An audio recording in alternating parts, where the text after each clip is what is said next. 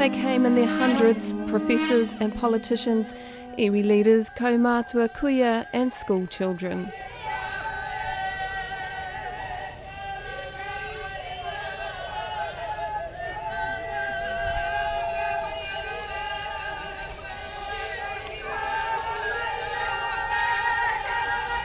Inside the wharenui, they wailed, they cried, they laughed, and they remembered a chief, fondly remembered by iwi across the country.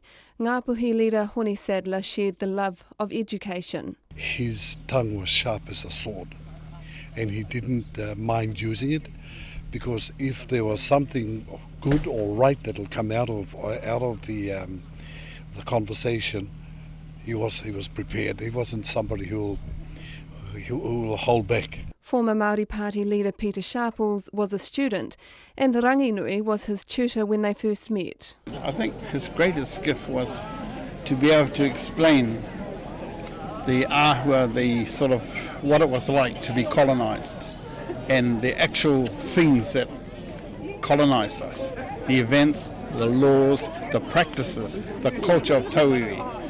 Throughout the speeches, a picture of a man who transcended many boundaries, but always had time for everyone. Activist Hilda Harawira remembers the early days. We used to criticise him for being an academic, but I think it was a value to the protest movement that there was someone outside of the protest, wasn't involved, and that he could give a cultural context to why protest was happening. New Zealand First leader Winston Peters told the crowd of around 1,000 that the Walkers and the Peters had been friends for a long time. But Rangi came up there in 1961 and got a badge and a handshake from my father, which we've honoured and have honoured ever since. He was an extraordinarily good tenant, but tenant wasn't really the honest way of describing it. He became a very good friend of my father. And I suppose it's an old Maori respect thing. Whenever he caught fish, Dad had fish.